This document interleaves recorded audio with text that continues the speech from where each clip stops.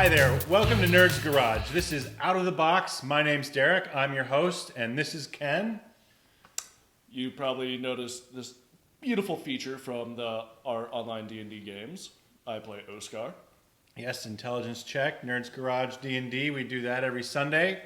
And what we're here today is to talk about comic books out of the box. And today's stack is not extensive. We decided that we have a resident expert, or at least lover of Deadpool, and we're going to make use of him. That'd be... Yep. Yeah, Ken.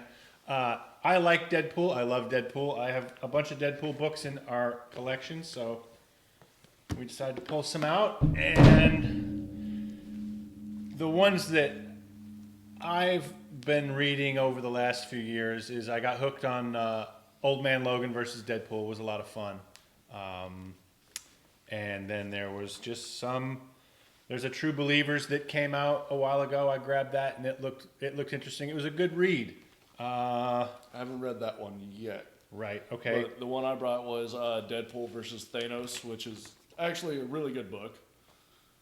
It's quite hilarious. It actually brings in a lot of different people from the same Marvel universe. Yeah, that's the Guardians cool part. of the Galaxy, Victor Von Doom, Chicken Man, which...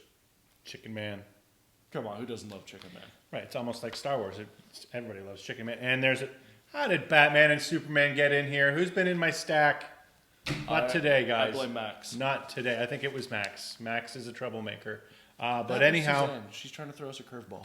She could be. She's crafty like that. I think we'll just dive into Deadpool in general. Ken, what do you know about Deadpool? What do you love about Deadpool?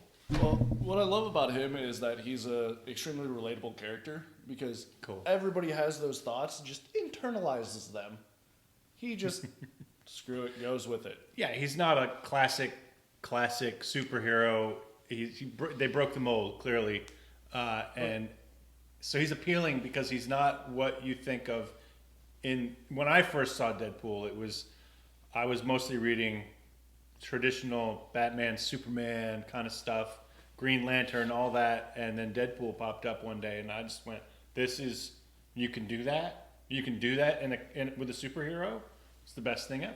Well, I love the fact that they made him more of an anti-hero, where he just doesn't care. He does what he wants. They've had comics where he's actually killed the entire universe of Marvel, and then they even wrote it where he jumped out of the comic and killed the writers. Oh, there you go. So I missed that one. Yeah. I'm gonna have to look for that. But yeah, Deadpool. You're right. He's not. I say he's not a traditional superhero. He's really. You said he's an anti-hero. That comes from my core original reading of comics was all superheroes and cowboys and Indian comic books, cowboy books. But superheroes was the thing. So I think of comic book heroes as superheroes, but no, they don't have to be anymore. The Walking Dead are comic book heroes. Deadpool is a comic book anti-hero. He's classic. You even have Spawn, which Todd McFarlane just announced the new movie's going to be coming out soon. That's true. I want to see that. I need to catch up on. There's been so much Spawn stuff going on. I go into my local comic book shop and I just don't even know what to do with it. There's too much. I don't know where to start. What's funny is that's actually how I got started into reading comics, was because of my stepbrother. He had a bunch of Spawn comics, and that got me started. So I'd read through the whole Armageddon series. And then I haven't read comics in years, and then once I joined the Army, got to my first duty station, my buddy goes, "Hey, have you read this?" And he hands me a Deadpool comic, and I was like, "Nice. No. Oh my God, this is amazing." Just the whole smart-assness, because I was like, that's kind of how I am. That's kind of how I get in trouble at work. I was kind of just going to say, aren't you kind of a lot like Deadpool? And you wish. may be indestructible. I'm not sure. You seem to be, but I know you're a smartass. Where's a good place, speaking of Spawn, what is a good place to start with Spawn, or do you just dive in? I wouldn't just dive in. I would start it more towards the beginning, so that way you can get a little more of the origins. But my favorite story is actually the whole Billy Kincaid story. Okay. Which, that's a whole messed up story there, where he ends up being a kitty diddler, going and killing kids and all this stuff, and Spawn ends up finding him and taking him out. Okay. And then this whole issue with Hell, and then the whole Armageddon series, where essentially he becomes a god and creates the world. Well, we'll see if we can't get another one of those cool graphic things on our podcast here with information about the Spawn Billy Kincaid series in Hell, and the last part was The Armageddon series. So we'll see what we can do about getting you some Spawn information. But for now, Ken, take it away. Yeah, since I've read this one, how it basically starts out is Deadpool killing Victor Von Doom. And Dr. Doom. 12 gauge buckshot to the chest, blown open, and then Doom ends up getting up because Lady Death is missing. And so the whole premise of the book, even though it's titled Deadpool versus Thanos, Deadpool actually teams up with Thanos to figure out why Lady Death is gone. So it's like a buddy comic. In a way, and what I really love about it is because Thanos hates Deadpool because Lady Death chose Deadpool over Thanos. Right. And so in doing so, it also explains why Deadpool is immortal because Thanos cursed him with immortality. So when he dies, he's only dead for a few seconds and can only see Lady Death for that brief amount of time. Oh, wow. That's Deadpool's cool. in love with her, she's in love with Deadpool.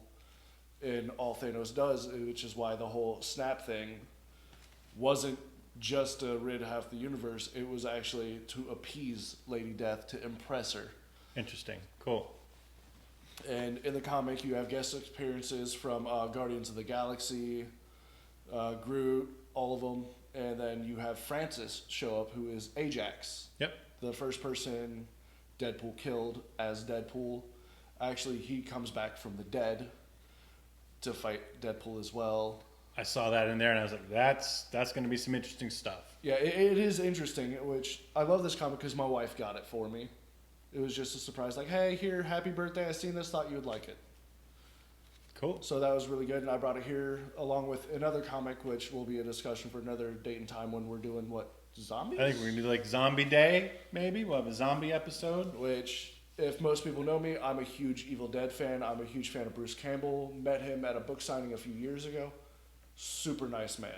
Awesome. And so I brought the entire Army of Darkness Omnibus version 1.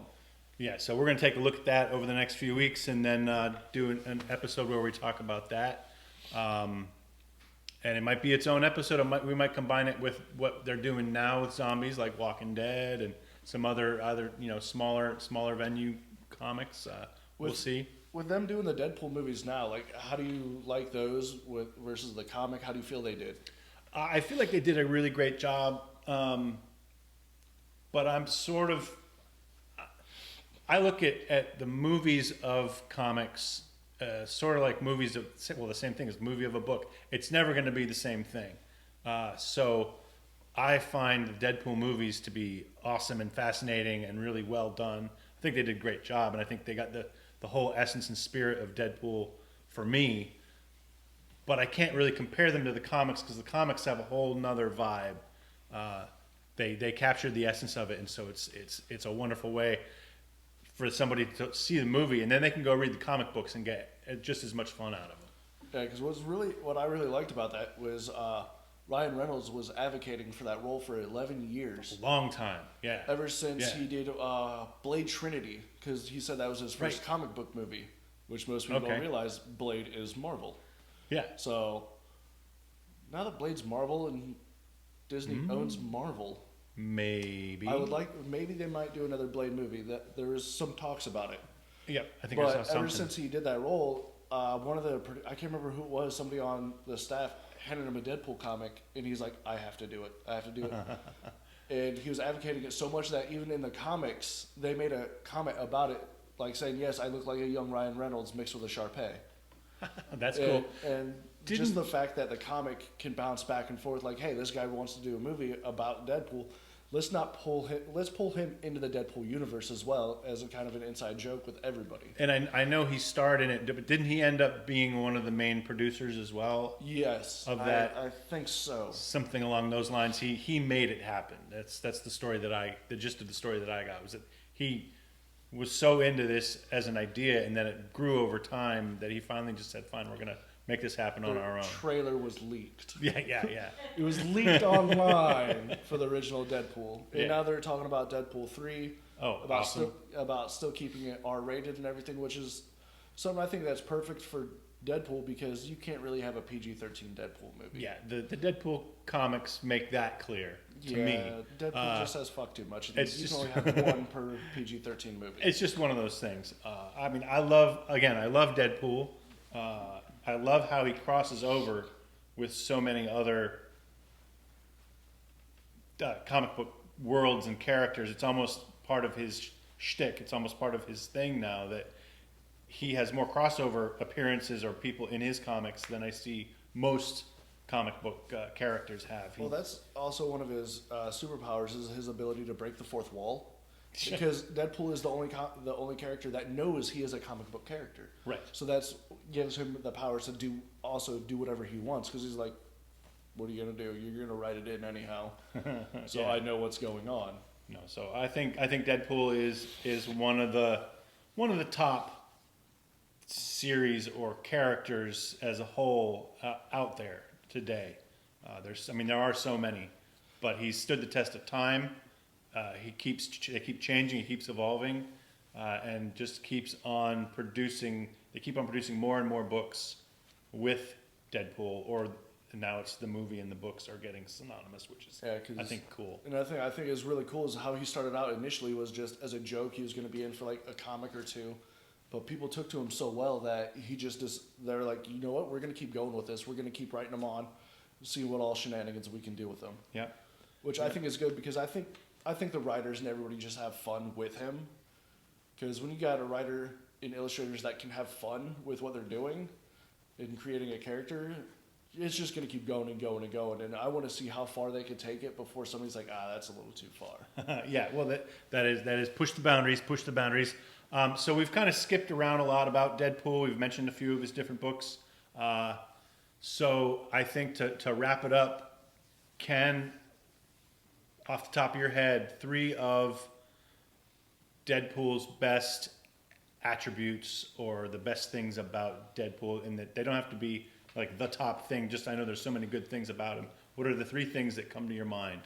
The top 3 things that come to my mind about Deadpool number 1 would be his mental state. Because he's not really insane. It's just the whole fourth wall break and everything. Like, yes, he has voices in his head, but I think that just adds to his character even more.